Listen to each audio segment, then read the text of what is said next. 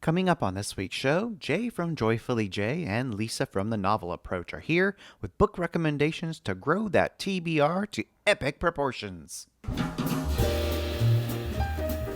This is the Big Gay Fiction Podcast, the show for avid readers and passionate fans of gay romance fiction. Each week, we bring you exclusive author interviews, book recommendations, and explore the latest in gay pop culture. Welcome to episode 233 of the Big Gay Fiction Podcast. I'm Jeff from JeffAdamsWrites.com, and with me as always is my co-host and husband, Will Knaus.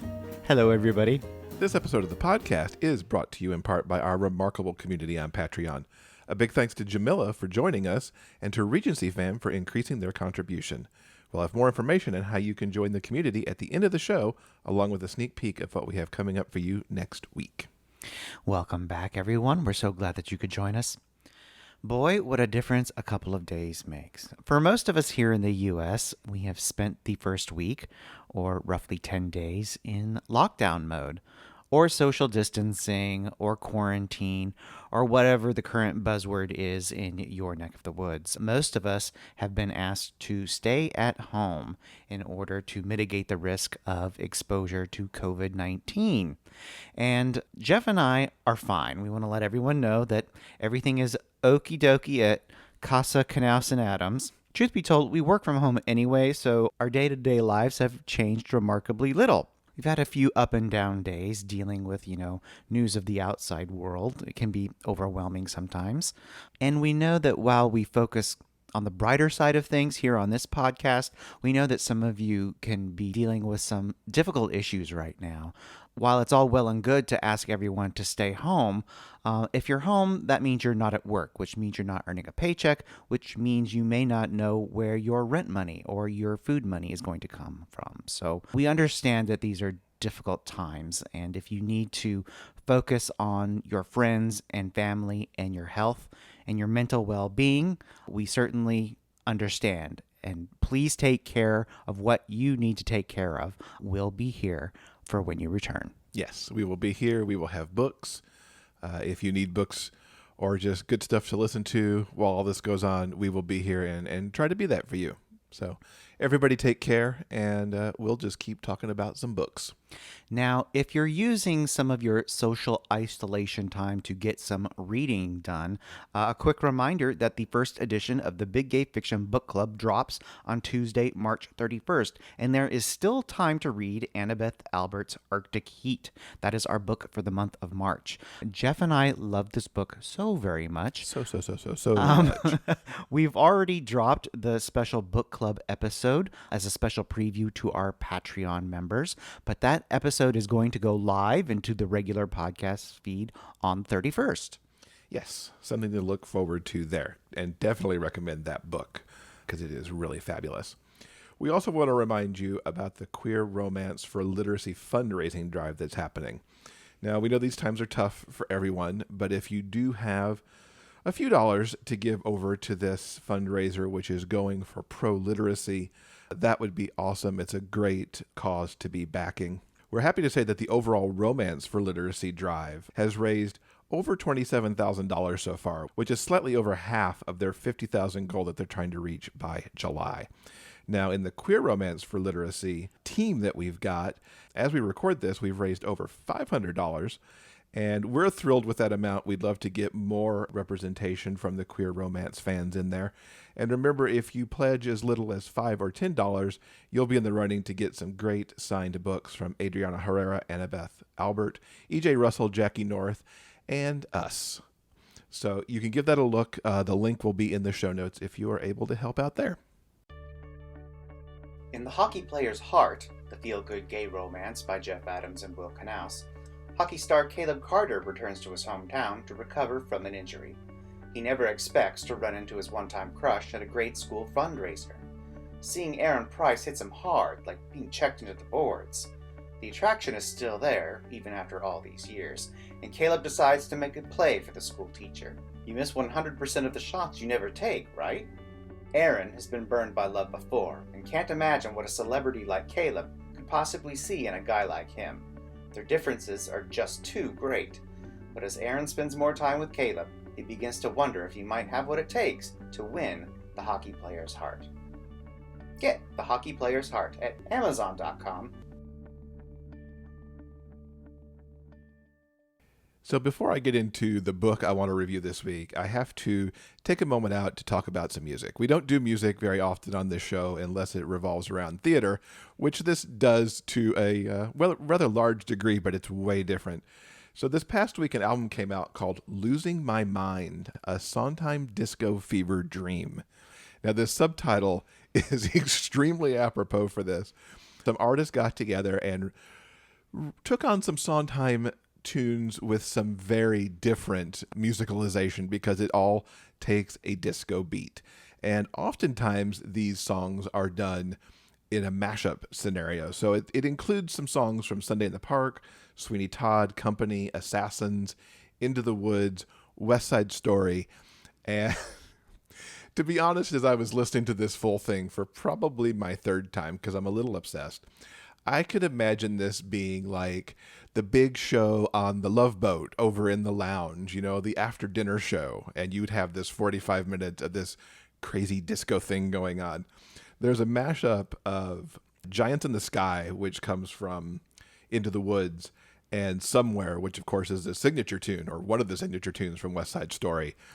And it's mashed together in a crazy way, even including the whispers like, giants. And it's like, oh my goodness, what are we listening to? You could sample it on Spotify, and I will try to get that link in the show notes, and I'll also put one in for iTunes where it's currently available digitally also. In the book I want to look at this week, I have revisited Lily Morton. We know that the Mixed Messages series has become one of my very favorite things, and the latest book, Risk Taker, has really captured my heart because of the journey that Henry and Evo have. Friends to lovers is among my very favorite tropes, and this story gave me everything I could want with all the amazing humor that Lily infuses this series with. Henry and Evo became stepbrothers when Henry's father married Evo's mother when they were both teenagers. Now, they immediately became fast friends when Henry arrives back home, expelled from yet another school. Evo's mother is one of a string of wives for Henry and his older brother Silas's father, and they immediately recognize this for what it is, as just, another kind of person being in their house. However, Evo becomes amazing friends to both of them, and even after the divorce, Henry and Evo jointly receive one of the family houses in London when the father dies.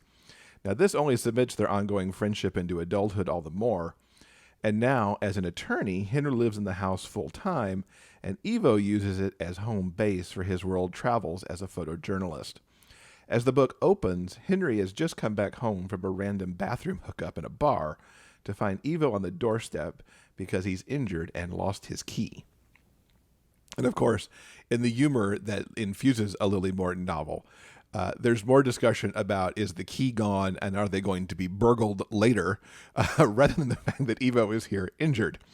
And it's completely adorable and completely works for these two because they've had a long history of quirky quips to each other.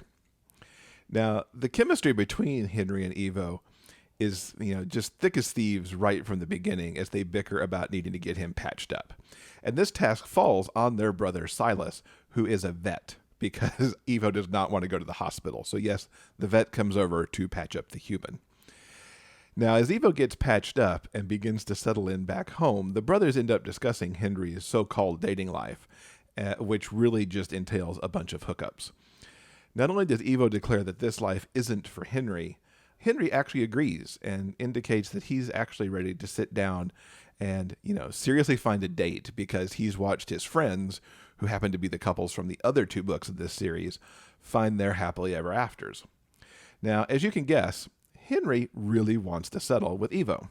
He's been the man of his dreams for so very long. However, he's sure that Evo won't want a life with a boring attorney. Henry also fears for Evo, since he often goes off to war-torn places for his job, but he doesn't want to be the one to ask him to settle down for his other career as a successful artist. Meanwhile, of course, Evo's convinced that he's not right for Henry because he views himself as broken, and he does carry some PTSD because of what he has seen, and he's convinced that Henry can do better than him. But as they settle into a home life with Evo back home, they see what could be possible. which is Evo climbing in next to Henry to sleep because he finds it more comforting there. They have meals together, they relax together, they see friends together. And Henry even creates a studio for Evo to let Evo have the chance to paint again and have a nice sanctuary in their home. They have some heartbreakingly honest conversations too, like what it would be if Henry actually did find someone and where that would leave Evo in their shared home. The thing that they both want to do is to say, choose me, and of course they are both too scared to do so. Lily does a wonderful job of showing Evo and Henry's past. We've talked on this show a few times about how Will and I feel about flashbacks, and it's really done smartly here. There are little notes that begin each chapter. The boys had a tendency when they got in trouble at home to slide notes under each other's doors while they were being grounded. It's a really cute way to see how long their bond has gone back. And the few flashbacks that there are here are done really smartly and intelligently and don't interrupt the flow of the story. These guys have a bond that has been there forever, and they just have to find that confidence to move to the next step, or it's frankly going to leave them both pretty miserable. And this is made all the worse as Henry continues to go on some truly terrible dates. I can't tell you, as you read these dates, you're both like, these are hysterical, and also, Henry, stop it. Please, just go be with Evo like you're supposed to be. Now, of course, Henry and Evo's facades eventually crack in an emotional outburst that leads to some sizzlingly hot and passionate sex, made all the more meaningful because of the years of affection that these guys have had for each other. Now, of course, it's not all perfect, even when they kind of start to date each other. There's fears and worries and apprehension, and it all crashes in each step closer they take to each other. In particular, Evo's concerns that he wasn't right for Henry moved me so much, as he views himself as just broken because of what he has seen in the world. Lily really delves into the TSD in some of the sessions that Evo has with his therapist, and it's so very cathartic for him. And you know that the happy ever after is coming, and it was very cathartic for me to see that Evo got it, and he was able to let himself be happy and know that he was in good hands with Henry. And I have to give a certain credit to another really smoking hot sex scene too. The two end up at a fancy party that has been thrown, and they end up going at it in the coat closet, or the cupboard as it's known in the British terms. It is ridiculously hot. It is one of the hottest sex scenes I've read in a very long time, and kudos to Lily for that. And it's also, in her way, it's also quite funny. So I think you'll like that when you get to that point in the book.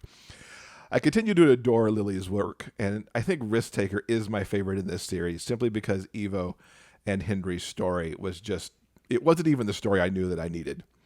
Joel Leslie gets compliments too, as always, for his work, in particular how he has captured Evo's fears, worries, and his brokenness, while still finding all the wonderful humor and just heartwarmingness that Evo had to offer. Just made this story everything for me. So I wholeheartedly recommend Risk Taker and the entire Mixed Messages series from Lily Morton. If you're interested in learning more about the books or anything else that we've talked about on this week's show, all you have to do is go to the show notes page for episode 233 at biggayfictionpodcast.com. Want to hang out with us between shows? Check us out on Facebook.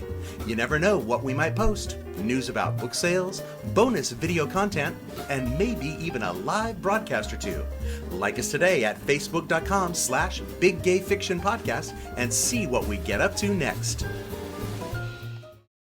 So as if your TBR wasn't already big enough, we have Jay from Joyfully Jay and Lisa from The Novel Approach here to talk about some books. I can assure you that my TBR grew exactly as it always does when these two are on the show, because we've got some great books here to talk about. So I am excited to welcome both Jay from Joyfully Jay and Lisa from The Novel Approach for one big book chat. Hi, guys. Yay! This is fun. So we're going to talk about several books. I know you both have 3 books to talk about, but I want to kick us off with what I think is the book of the moment, and that's TJ Klune's House in the Cerulean Sea. Yes, I've reviewed it already on the show. You guys have both read it. What did you think of this, what I'm just going to say is an amazing book? I really loved it. Just to, I guess, maybe catch people up who haven't read it yet. It is the story of a group of magical children who live in an orphanage in a very remote house on an island. And Linus, who is sort of comes to do an inspection on behalf of the organization that oversees the magical children, and comes with the intent of investigating and figuring out whether or not they're being taken care of okay, but really not realizing that the organization he works for is not especially interested or caring about these children, and they've sort of been shunned because they have superpowers and magical abilities that are scary to a lot of people. I really loved it because I think that the messaging here is so nice. Just the idea of not being afraid of what you don't know, of, in Linus's case, of thinking beyond just his little part in the process to what happens to these kids when he leaves and how the things that he does affects them on a larger scale. And I think that from TJ Klune's point, I've read a lot of his books, I think he tends to waver sort of really hysterically funny or really intense and dramatic. And this book I thought was really interesting because I found it sort of in between. There's definitely humorous moments, mostly from the kids and the crazy things they do. One of the boys is the Antichrist, Lucifer/Lucy, and, he's crazy hijinks, but also there's a lot of emotion in there. So I thought this was a really nice balance and sort of a middle ground versus some of his other books that I've read. I agree. I think it was such a great message book too. There's such a message of kindness. Mm-hmm. And it's a message of hope, and it's a message of how we message to children.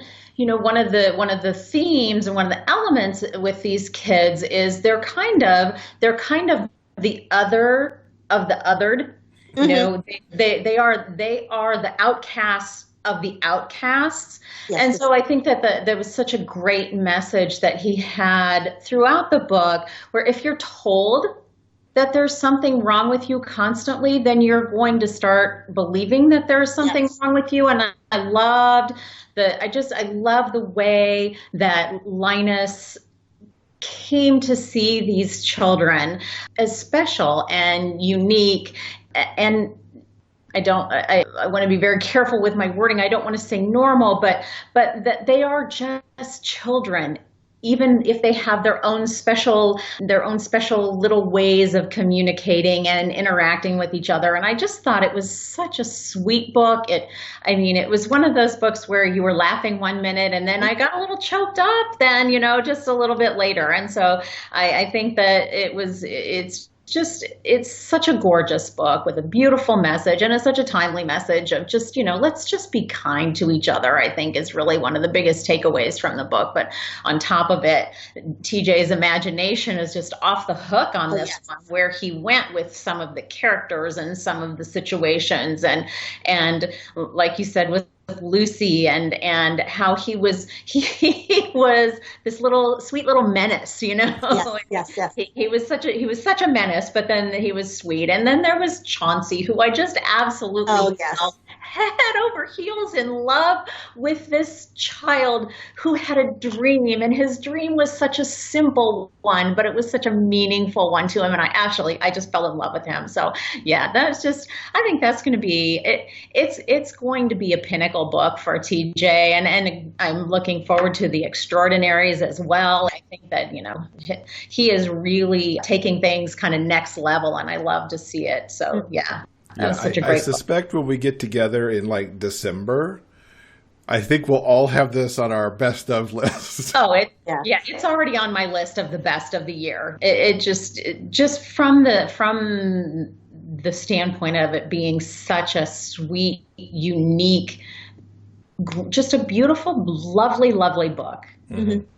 Yeah. I'll also just throw in plot-wise, although I think the plot is mostly centered on Linus and his sort of sense of self-discovery he has about himself and his sort of role in the world, as well as these children. There is also a romance element between Linus and the sort of caretaker of this orphanage or of this school for the kids. And so I think that it's sort of like on the back burner, slowly developing over the course of the story. It's definitely not the focal point, but there is a really sweet happily ever after for Linus and Arthur and for the kids and for everything else. So it's not romance forward in terms of being the main focus of the plot, but definitely there's a romantic arc in the book as well. There is. And I think that speaking of Arthur, I think that, both he and Linus in their own unique ways bring across the message of how important adults are in, in the lives of these kids and shaping how they see themselves.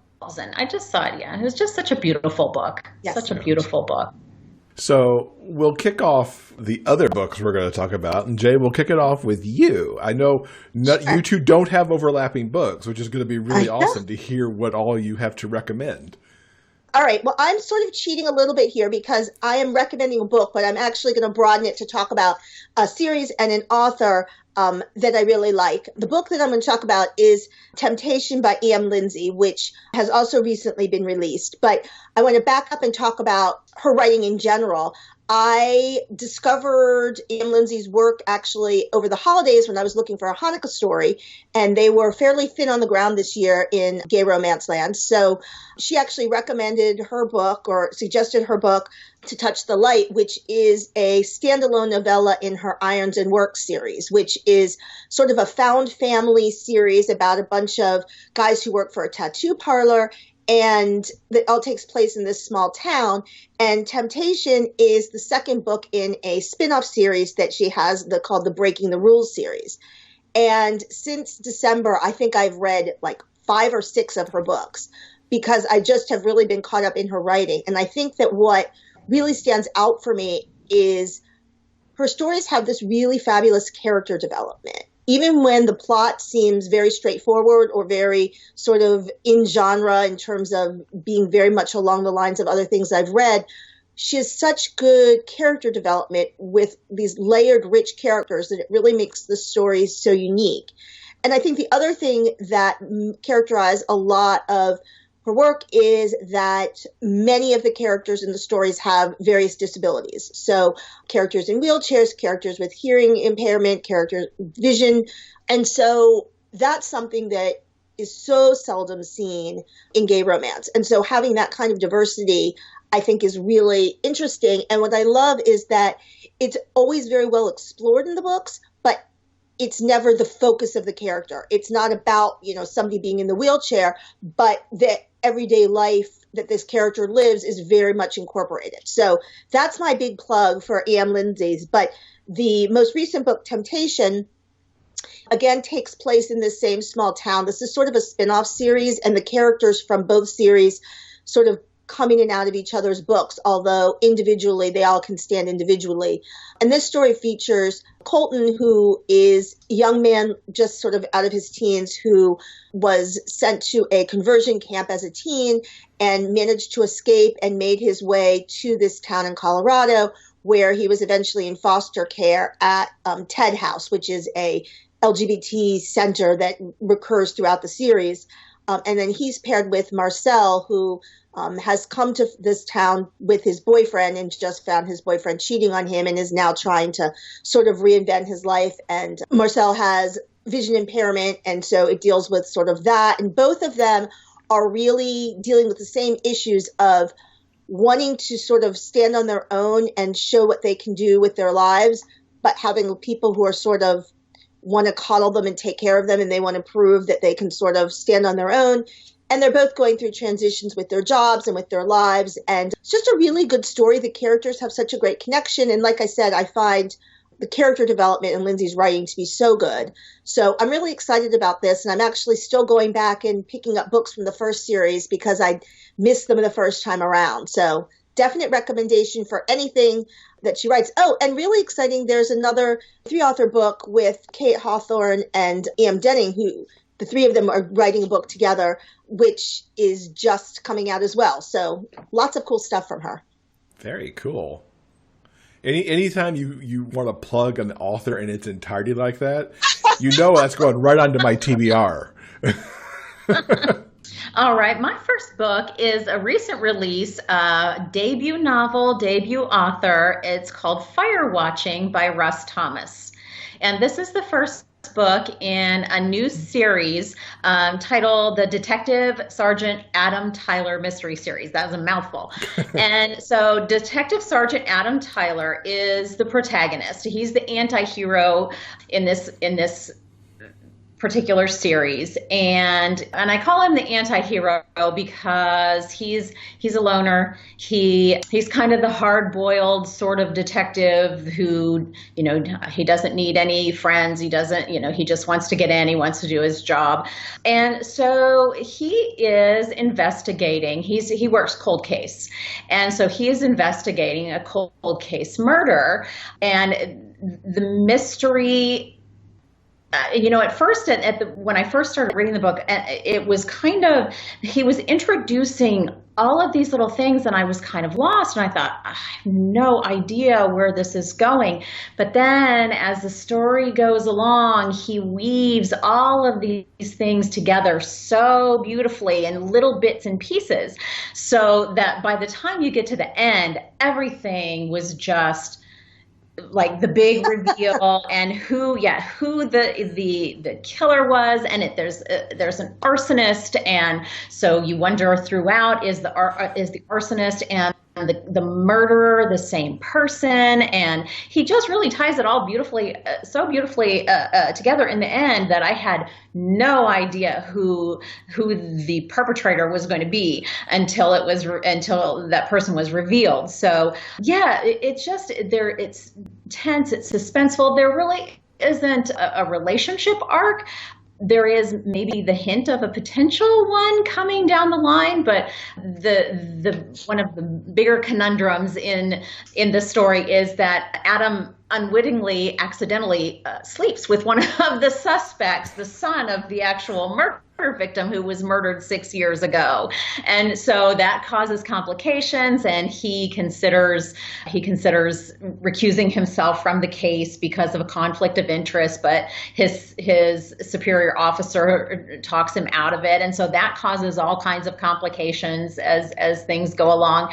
So it's just the investigative part of it, the murder mystery, the arson, the tension, danger, suspense, action, who done it. It was just all really, really beautifully put together. So I'm really excited to have discovered, and be able to say, wow, he hit it out of the ballpark the first time out. So I'm really excited to get book 2 in this next series. So Fire Watching, Russ Thomas, just a really, really outstanding investigative procedural murder mystery.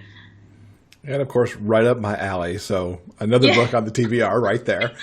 Yeah, Lisa's good at finding these like debut books or authors that like I haven't heard of. I'm excited. I follow people on Twitter, and then, and then it's like, oh God, really? And so here's another book to add to the TBR pile. But, so I just follow folks on Twitter who always seem to have these great recommendations, and I get suckered into it. And this one really, really, when you go into the unknown, and you just never know, especially with a debut, you just never know if it's going to pan out, if you and the author are going to gel, which so much of reading is, do you really relate to this author's writing style and how they are communicating the story? And I just thought this one was great. So yeah. And there's, there are a couple of elderly women. This is, the parts where he introduces these elderly women, and you think, how in the world are they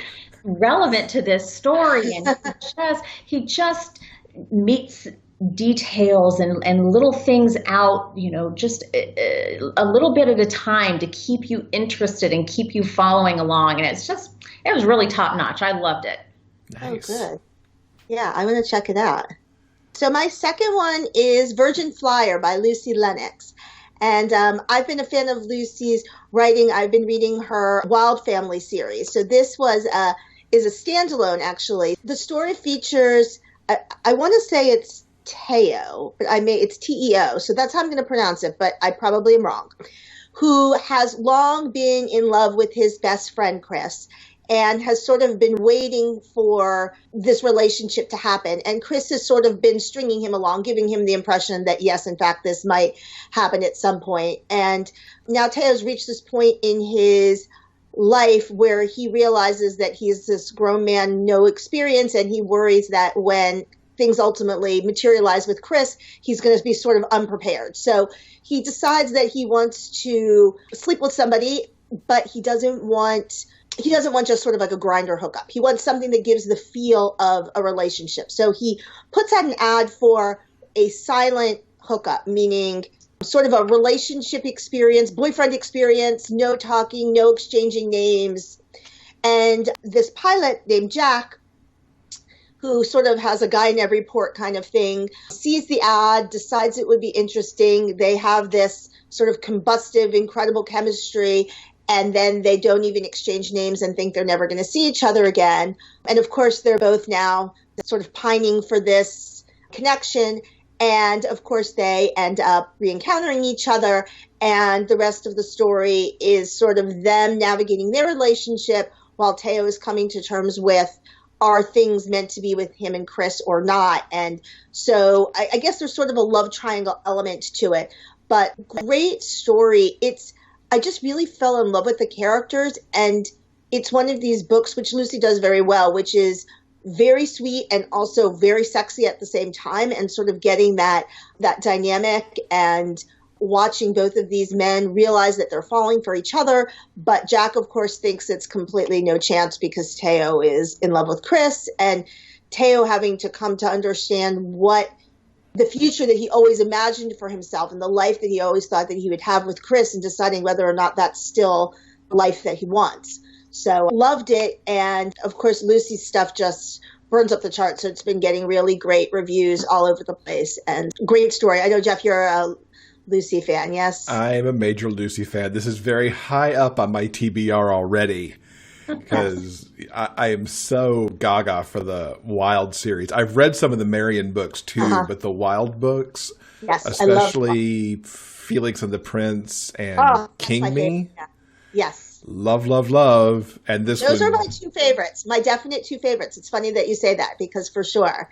And yeah, and if you like that style, I think that you'll really like this as well. And it's apparently on audio now already too. So if you like your audio, I believe that Michael Dean did the audio. But yes, very much in that tone of the Forever Wild series. I haven't read the Marion series, so I can't compare it, but very much in that same tone. But again, a standalone. But that sort of mix of sweet and sexy, and just, I loved the way the relationship developed and gave the guys a chance to sort of figure out what they wanted for their lives. You know, Jack is going through sort of career decisions, and like I said, Teo's going through relationship decisions, and just really well done and such a good story.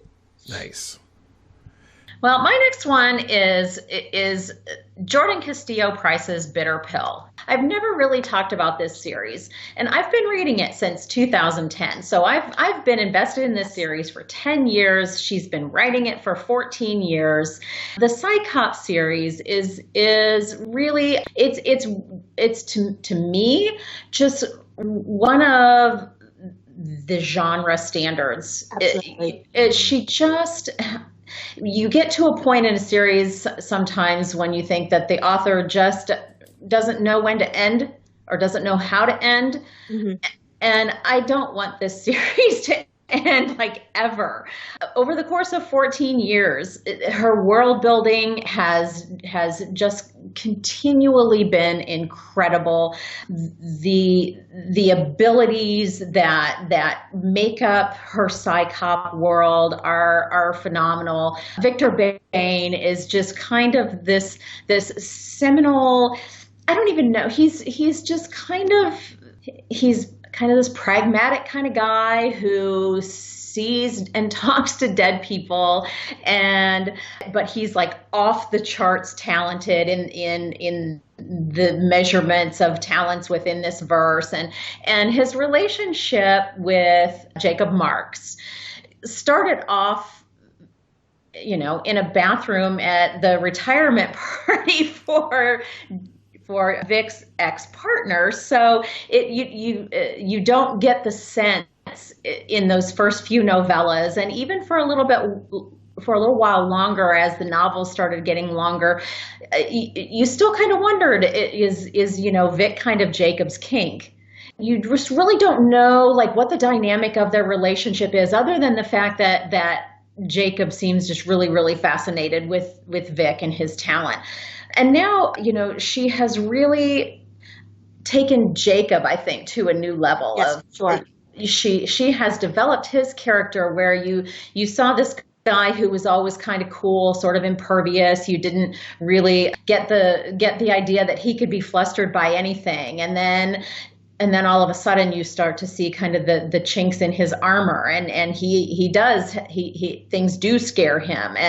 And so, she's really started developing Jacob's character in the 10th book, which is the book prior to just this most recent one, Murder House. Jacob and Vic spend the entire book apart, and it was such a revelation in how much they really have come to rely on each other, and they need each other, and how much they deeply, deeply love each other was, kind of the absence makes the heart grow fonder sort of thing, and you don't really realize when you're in things day to day until that thing that you count on being there every single day isn't there anymore. And I just thought it was such a great building of their romantic arc. And then this latest book, Bitter Pill, it's another book that's going to go on my best of 2020. I think that she just has really, is doing a great job of Vic now having to really not remember his past, but now confront his past. Yes. His past is coming back and confronting him. And so he doesn't really have any choice but to do whatever he can. And there was even a little very poignant side story in this that I thought JCP really wove beautifully into it. One of the ghosts who is an informant for Vic.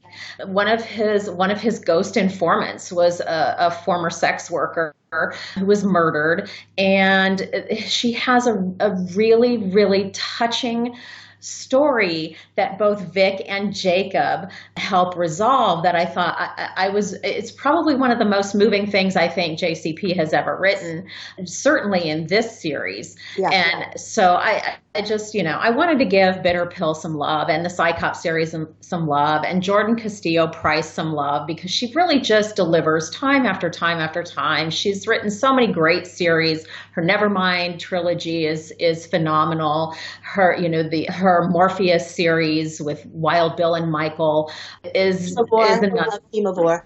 Yeah. Wild Bill and Michael were my first experiences with JCP, and I mean, it's like the first book is a long short novella, and it's super erotic, and so when you're reading that, you're thinking, oh gosh, this is kind of porny, right? but then, she just builds book after book after book, this relationship between Michael and Wild Bill. And it's just really, it's sexy, and it's got all these elements of, it's emo, angsty, but yet it's sexy and thrilling, and it's just so Bitter Pill, Jordan Castillo Price, it's kind of it's intimidating to look at a series and go, oh my god, it's already 11 books in and she's already writing book 12. But those first 4 or 5 are novella length. You can get through them quickly if you can catch up. I just love this series and highly recommend it. For sure. I'll just add to what you were saying is that I think that Vic and Jacob are definitely on my, all-time favorite couples list. And I love the odd couple sense of them. Yeah. Jacob is sort of the David Gandy character. He's beautiful, he's suave, he's, everyone's always falling all over him. And Victor is very sort of awkward and uncomfortable in his own skin in many ways. And Jacob is madly in love with him, and Victor doesn't even really understand why. But Victor is the one who is so super talented on this, sort of paranormal type scale. And I will echo what you said, that I really like how in the last few books, Jacob is sort of coming into his own as being sort of more than the backup or the sort of, not Sidekick isn't the right word really, but that concept of sort of being there as a supporting role to what's happening with Victor, and he's getting his own sort of arc in terms of his own abilities or sort of null abilities and how all that's pulling together. So I think the series really is continuing to take interesting turns even this far in. Yeah. And JCP has written some short little codas in between the books, and some of them are from Jacob's point of view. And that's such a revelation to get his thoughts and feelings about how just head over heels in love he is with Vic. And Vic is just kind of like, I don't know why this guy loves me, but I'm glad he does, and Jacob really, really does love him so much. So yeah, I just think that's just, I just had to give JCP some love because that's just such a great series. And Bitter Pill, I think, might have been one of my favorite books in the series so far. I think she's really ramped up the action in that one. Mm-hmm. Mm-hmm. It was great to talk to her back in episode 226 about not only Bitter Pill, but kind of the history and the origins of Psychop. It's one of my biggest probably gaps in the genre is that I've only read one Psychop book. Yeah. And it's on that list of things I need to get back there and catch up on that series because it was so good. Yeah, well, I think that one of the things that really, really shows when she writes those books, they're from Vic's point of view, and she's been writing his point of view for 14 years now, and it's so clear how very well she knows this character and his voice, and it's amazing to me what the journey that she's been on with this character for so many years now. That it's when you start reading the books, it's like, my old friend Victor Bain, it's so great to see you again, She just has that she has him down to such a conversational sort of storytelling mode that you really do feel like you're hanging with an old friend who's telling you about the things that he's going through as he's going through them. It's so great. She's just amazing. Yeah, I gotta move that up my TBR now too. Yeah, do it. I recommend you do it. All right, so my last one is going to be Burn by Nora Phoenix, which is actually the third book in her Ignite trilogy. So 3 books, and they are a post-apocalyptic story that starts in it's a dystopian future where the United States has been divided into 3 parts, and the central United States is the conservative United States, and being gay is punishable by being put in jail, and these sort of, they call them camps, but they're really prisons. And the 3 characters, Austin and Tan, know each other and have been friends for years as they've been in this camp. And Mac is a new character who they haven't met yet. And the book opens on the night that there's this giant meteor shower, and suddenly the camp is destroyed, and they see their opportunity to escape. And they're attempting to make it, to one border or the other. But it's winter and it's dangerous. And then they realize that things are ramped up a level when they realize that they weren't just meteors, but in fact it was an alien attack, and that these landings were actually the aliens that were coming and looking to do something nefarious that we don't find out, until later. So I won't give it away on the third book. But so the story is sort of, again, like a dystopian post-apocalyptic combination that follows these 3 men as they're fleeing and have so much uncertainty because they don't know what's going on. They don't know which direction is safe. They don't know what they should do.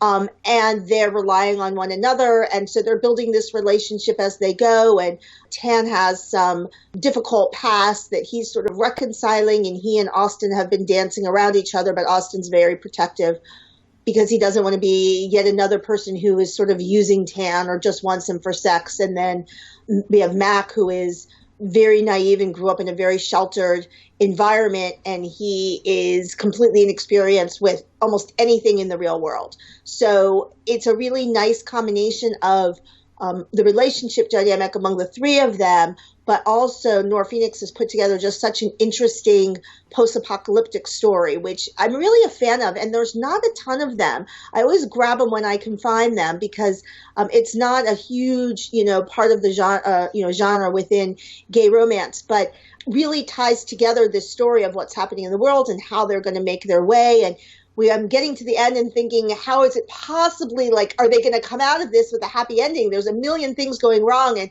somehow she pulls it together in a way that actually really works. And it just, builds this happy ending for them and a good resolution. So really good story. And again, it's a trilogy. They're all out now. So you can start with the first one. And it reads almost like one continuous story. So the books pick up one right after the other and tie together really well.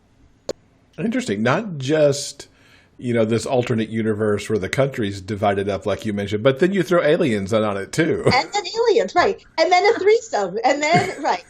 Yes, there's a lot. There's a lot happening in these books, which again could have been really just overwhelming. But it really does pull together. And I mean, the ending is sort of crazy. You sort of have to go along for the ride, but it actually does all come together in, all this sort of different things happening comes together really well. And a bit of a slow burn on the romance department through the first book, and then it really heats up in the second and third. But I thought it was really interesting. I always like the stories where you're sort of seeing how people figure out how to make their way when, everything's falling apart. It feels very timely right now, which I didn't think about when I chose it.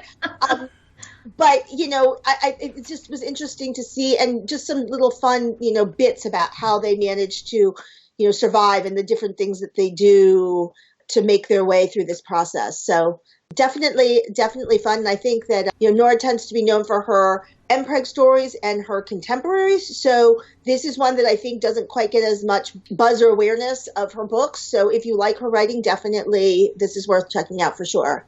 Cool. You read all these authors I've never read before. This is great. Well, I think you do that for us too, Lisa, because you've come up with these debut authors and everything. Keeps things fresh on both sides. That's true. That's so true. What's your final book? My final book is a contemporary teen romance called Only Mostly Devastated by Sophie Gonzales. If you love the movie Grease, this book is unapologetically, adorably, delightfully Grease fanfic. There's more to it. There is more to it. It goes a little bit deeper than just, the boys meeting over the summer and then separating, but they're not really separating. So Ollie and Will meet on their family vacations at a lake in North Carolina over the summer. Will is in North Carolina from California. His aunt is ill with cancer, and so he's spending some time there during the summer. And he and Will develop a relationship, and they just fall hopelessly devoted to each other. Right? They just fall in love, and they make promises. You know how you are when you're a teen and you make promises and everything seems like forever, and you don't know if those promises that you're going to be able to keep, but they make them anyway. And then they go their separate ways because Ollie and his family have to go back to California. Except Ollie and his family don't go back to California. Ollie ends up staying in North Carolina. And so he's starting at his new school, doesn't know anybody. He's a little bit not really introverted, but he's shy and doesn't talk much. And so he ends up being sort of taken under the wing of a few of the girls who are sort of the pink ladies, except there's only 3 of them. There's not 4. So they all go to first day of school, school party, and lo and behold, who is there who has been ghosting Ollie for weeks now, but Will. Well, Will is, he's the jock. He's on the football team. He's not out at school. And so there's the whole conflict then of how Will is not the boy who Ollie thought he was. Will doesn't act the way as sweet and kind and compassionate and generous and just everything, that Ollie fell in love with over the summer. Will can be kind kind of a jerk. And, so the whole, it's the unraveling of their feelings, and Will coming to a point where he starts becoming comfortable with, there was a point where he didn't even like admitting that he knew Ollie because, he didn't want to be friends with Ollie because Ollie is out and proud of being out. And so he didn't want that by association sort of thing. But through music, they don't break into song and dance in the middle of the lunchroom or anything. There's no flash mob style, dancing and singing, but music does play a big role. Ollie is a musician, and so Will uses that as a way to begin to connect with Ollie, showing interest in his music. And they go through some bumps, and there are some family traumas to deal with that give the story a little more heart, a little more depth. But overall, if you love that premise of Grease, and you like the I do. Yeah, and you like young adult romance, teen romance, high school romance. It's just a really, really sweet book. So only Mostly Devastated by Sophie Gonzales is just a really sweet, fun read. That sounds delightful. The more books, the more happy, bubbly things we can get right now, I think the better. What's more happy and bubbly than Grease? Yeah, exactly. And so, it's got the humor, it's got the pathos, it's got, the pining. And I love a good pining. Yeah, right? Yeah, me too. Yeah. Me too. Absolutely. Yeah. So, it was a lot of fun. Well, guys, this has been awesome. I love all of us together. It was ridiculously fun. We will put links to everything in the show notes that we talked about, plus the reviews that'll be on both of your sites for these books. And I think we'll probably be doing this again in about 3 months. Yeah, I hope so. I love it. Yeah, that sounds like a great idea. And thanks again to Jay and Lisa for stopping by. I so enjoyed the three of us together talking about books. So much good stuff there. I got some new YA. Of course, Lucy Lennox's book was already on our TBR. Some new romantic suspense. I need more time to read the books. That's what it comes down to. All right, everyone. I think that'll do it for this week's show. Coming up next in episode 234, Jeff's co-authors for the Hockey Allies Bachelor Bid series join him to talk about the upcoming series. Yes, I got to have a nice sit down with RJ Scott, VL Losi, Susan Scott Shelley, and Chantel Murr. We're going to talk about the origins of this hockey romance series that we've put together, and we'll have that for you just as the books get ready to go on pre-sale on March 31st. Remember, everyone, no matter where life takes you, the journey will always be sweeter when you have a book. Until next time, everyone, please keep turning those pages and keep reading. Big Gay Fiction Podcast is part of the Frolic Podcast Network. You can find more shows you'll love at frolic.media/podcasts. New episodes of this show are available every Monday wherever you get your podcasts. You can help support this show with a monthly pledge through Patreon. For more information about joining our community and the bonus content we deliver, check out patreon.com/biggayfictionpodcast. I'm Kurt Graves. Thanks for listening. We'll see you next week.